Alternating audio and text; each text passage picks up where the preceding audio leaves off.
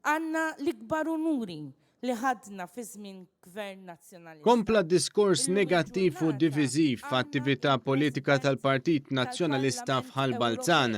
Primarjament kien il-kap tal-Partit Nazzjonalista nnifsu li kellu l-aktar diskors negattiv u li fih pinġa kollox iswed. Fgati, arquh, fallew! Dan il-pajjiż sfortunatament erduh. Il-papa tiegħi u qal li ħankun qed narakom. Fl-istess attività Beppe Fenekadami infexxajt li l-Partit Laburista ejja jigverna. Din il-ġimgħa urawna ħaġa waħda biss li dawn għajjew jigvernaw il-programm elettorali tagħhom jurik illi m'għandhomx idejat illi għajjew. Nerġgħu nkunu dak il-pajjiż li konna fi żmien Gvern Nazzjonalista. Il-kandidat Angelo Mikallef ma laqax l-appell tal-kandidata Yves Borg Bonello li appellant biex iċċekkta rifużjoni tat-taxxa u dak addizzjonali jadduh donazzjoni lill-Partit Nazzjonalista.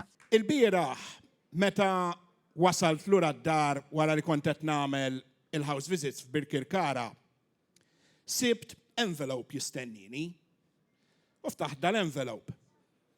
U Roberta Bela donnu ftakar illi għandi l-birthday jiena f'Marzu għax bat li ċekk. Nirringrazzjah ta' ċekk il-Roberta Bela.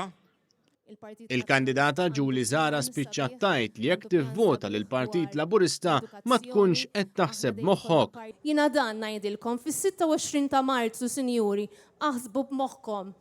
F'attività f'distrett li fih ser ikun qed jikkontesta l-eks kap nazzjonalista Adrian Delija, il-viċi kap David Aġus qatt jaċċenna li huwa dejjem kien lejali lejn il-partit taħt kull kap.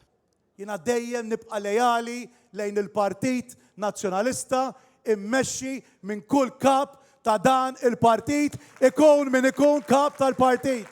Fl-istess attività Bernard Grek spiċċa jimita wkoll l-itfal tal-iskola. It-teacher tmur fuq xi ħadd tgħidlu x'għamiltlu ħiel il-Mark jew il-sieħbek. U jgħidilha miss su beda.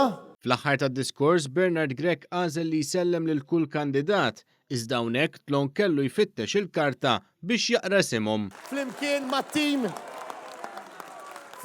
mat-tim fenomenali tal-Partit Nazzjonalista lil David Aġus, lil Michael Asha, lil Josien Cardona Gat, lil Adrian Delija.